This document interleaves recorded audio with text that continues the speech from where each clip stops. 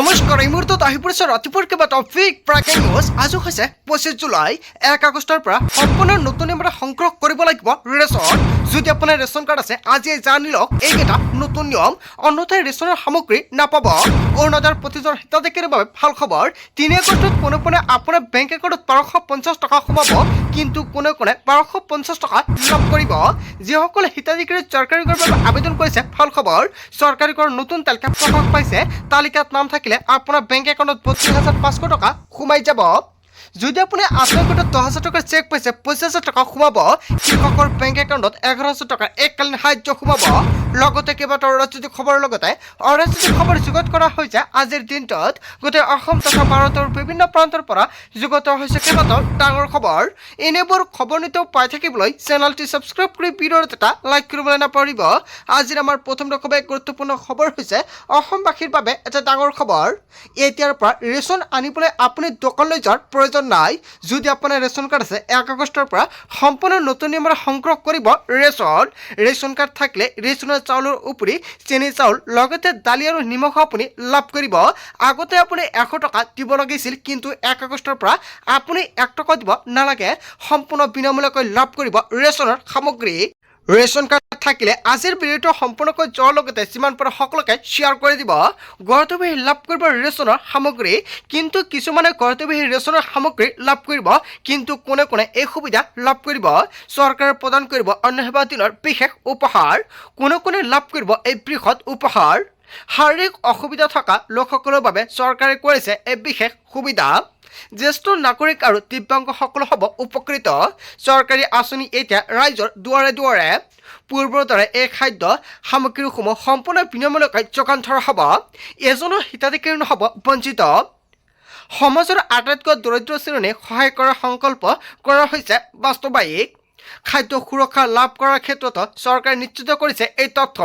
মুখ্যমন্ত্ৰী ডক্টৰ হিমন্ত বিশ্ব শৰ্মাই Facebook live যোগে প্ৰকাশ কৰিছে এই কথা। হয়, যদি আপোনাৰ ৰেচন কাৰ্ড আছে তেনে ক্ষেত্ৰত 1 আগষ্টৰ পৰা আপুনি চেনি চাউল দালি লগতে নিমখ আপুনি লাভ কৰিব বিনামূলীয়াকৈ, 1 টকা দিব নালাগে। আৰু যিসকল ব্যক্তি জ্যেষ্ঠ সেইসকল ব্যক্তিৰ ঘৰে ঘৰে গৈ ৰেচন বিতৰণ কৰা হ'ব। মুখ্যমন্ত্ৰী ডক্টৰ হিমন্ত বিশ্ব শৰ্মাই কেইবাটাও বিৰোধী সিদ্ধান্ত গ্ৰহণ কৰিছে।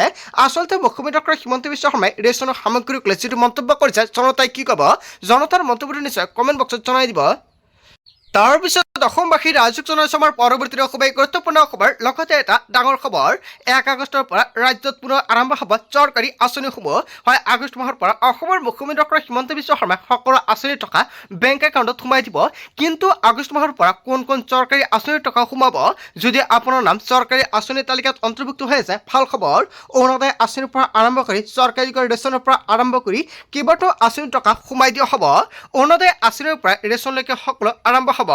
অৰুণোদয়, নিযুত মইনা আঁচনি, নিযুত বাবু আঁচনি, বৃদ্ধ পেঞ্চন আঁচনি, জীৱন প্ৰেৰণা আঁচনি, ৰেচনৰ চাউল দালি সকলো লাভ কৰিব। চাহ বাগিচাৰ মাতৃসকলৰ সকলো আঁচনি পুনৰ আৰম্ভ কৰা হ'ব। পুনৰ ৰূপেৰে লাভ কৰিব ৰেচন। বাজেট দাখিলৰ পিছতে অসমৰ মুখ্যমন্ত্ৰী ডক্টৰ হিমন্ত বিশ্ব শৰ্মাই কৰিলে বৃহৎ ঘোষণা।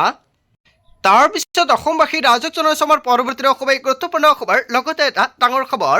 মাটি বাৰী কাম কাজক লৈ আহি গৈছে ডাঙৰ খবৰ। 25 ডিচেম্বৰত মুকলি হ'ব মিছন বসুন্ধৰা 4.0। সাজু কৰক নথি পত্ৰ। মাটি বাৰীৰ নামজাৰি বাটোৱাৰা আদিৰ বাবে সাজু কৰক নথি পত্ৰ। চহৰ অঞ্চলত চলিব ডিজিটেল জৰীপ। বৰাক উপত্যকাত ভূমিৰ অধিকাৰ নিশ্চিতকৰণ কৰা। মৰাণ মটক আহোম চুতীয়া কোচ ৰাজবংশী আৰু অন্যান্য থলুৱা সম্প্ৰদায়ৰ বাবে ভূমিৰ অধিকাৰ নিশ্চিতকৰণ কৰা হ'ব।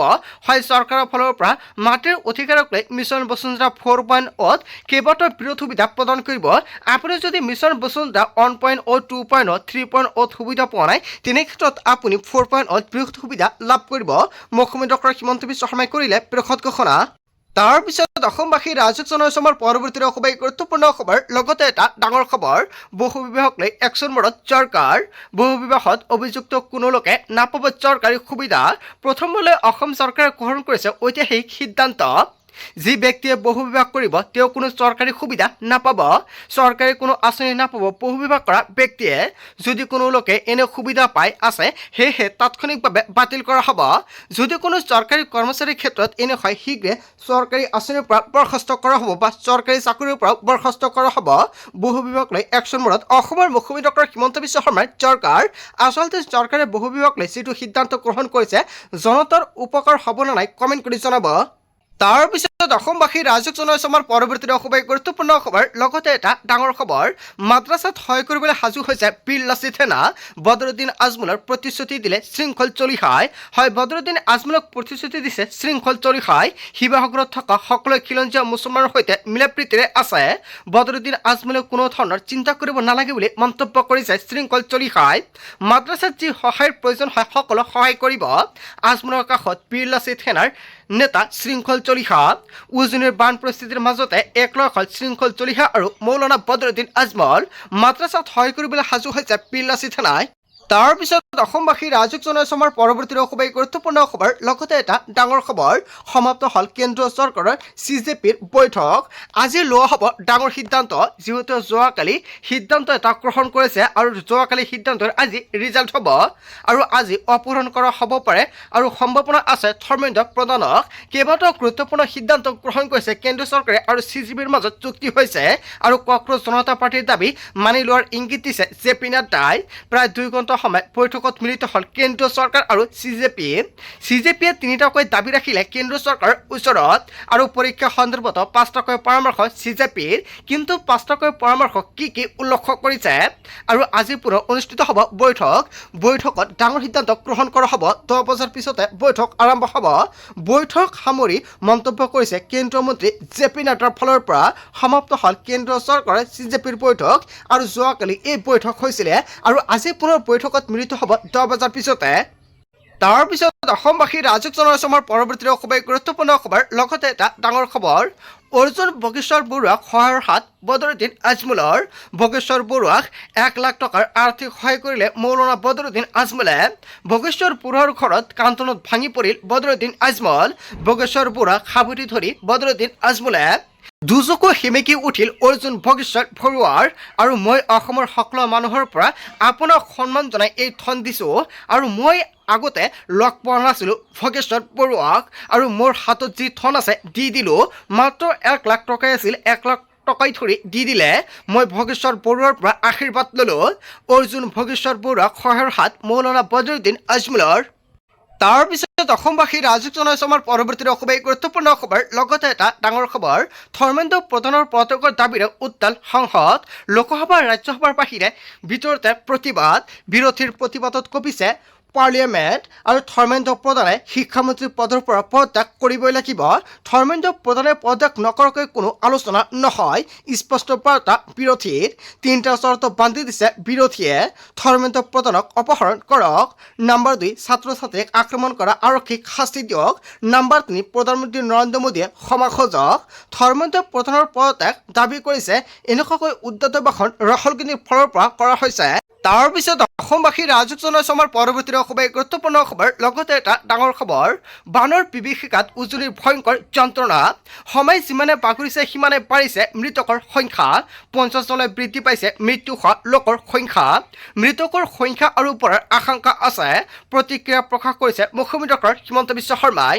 উজনিত অসমত বানত মৃত্যু হৈছে 50 জনলৈ বৃদ্ধি পাইছে। নাজিৰাত এতিয়া সন্ধানহীন প্ৰায় 40টা পৰিয়ালৰ লোক আৰু বান পৰিস্থিতি পূৰ্বতকৈ অলপ উন্নত হৈছে। বৰ্তমানে 60,000ৰো অধিক পৰিয়ালত বিদ্যুৎ সংযোগ বিচ্ছিন্ন হৈ আছে। শিৱসাগৰ, চৰাইদেউ, যোৰহাটৰ প্ৰায় 20% লোক এতিয়া আবদ্ধ হৈ আছে আৰু সেই অঞ্চলকেইটাত এতিয়াও উপস্থিত হ'ব পৰা নাই প্ৰশাসনৰ লোক। শনিবাৰে অসমলৈ আহিব কেন্দ্ৰীয় চৰকাৰৰ প্ৰতিনিধি দল আৰু বানৰ বিভীষিকাত উজনিত ভয়ংকৰ যন্ত্ৰণা। হয়, এটা ডাঙৰ খবৰ আহি পৰিছে। যদি এইকেইখন জিলাৰ পৰা কোনে ভিডিঅ' চাই আছে নিশ্চয় কমেণ্ট কৰি জনাই দিব বৰ্তমান আপোনাৰ অঞ্চলৰ পৰিস্থিতি কেনেকুৱা। তাৰ পিছত অসমবাসী ৰাইজক জনাইছো আমাৰ পৰৱৰ্তী খুবেই গুৰুত্বপূৰ্ণ খবৰ লগতে এটা ডাঙৰ খবৰ NSAৰ অধীনত গ্ৰেপ্তাৰ হ'ব কক্ৰজ জনতা পাৰ্টিৰ প্ৰতিবাদকাৰীক হয় এটা বিগ ব্ৰেকিং নিউজ আহি পৰিছে NSAৰ অধীনত গ্ৰেপ্তাৰ কৰা হ'ব কক্ৰজ জনতা পাৰ্টিৰ প্ৰতিবাদকাৰী ছাত্ৰ ছাত্ৰীৰ সন্মুখত বিপদ ছাত্ৰ আন্দোলন মহিমূৰ কৰিবলৈ সাজু হৈছে দিল্লী আৰক্ষী বিপদত পৰিব কক্ৰজ জনতা পাৰ্টি ছাত্ৰ আন্দোলন দমন কৰিবলৈ দিল্লী আৰক্ষীৰ অস্ত্ৰ আৰু NSA দিল্লীৰ আৰক্ষী আয়ুক্তক অধিক ক্ষমতা প্ৰদান দিল্লীৰ আৰক্ষী আয়ুক্তক অধিক ক্ষমতা প্ৰদান দিল্লীৰ উপ-ৰাজ্যপালৰ শক্তি বৃদ্ধি দিল্লীৰ আৰক্ষী আয়ুক্তসকলৰ আৰু 3 মাহৰ বাবে NSAৰ অধীনত গ্ৰেপ্তাৰ কৰিব পাৰিব প্ৰতিবাদকাৰীক বিশেষ ক্ষমতা ব্যৱহাৰ কৰিব পাৰিব দিল্লীৰ আৰক্ষী আয়ুক্ত অনুৰাগ কুমাৰে আৰু NSAৰ অধীনত গ্ৰেপ্তাৰ হ'ব কক্ৰজ জনতা পাৰ্টিৰ প্ৰতিবাদকাৰী হয় এটা ডাঙৰ খবৰ আহি পৰিছে ইয়াৰ বিষয়ে জনতাই কি ক'ব আজিৰ মূল ভিডিঅ'খনত আপোনালোকক এইখিনি সৰু কেইটামান ইনফৰমেশ্যন দিবলগীয়া আছিলে ভিডিঅ'টি ভাল লাগিলে লাইক কমেণ্ট শ্বেয়াৰ কৰিব so thank you for watching full video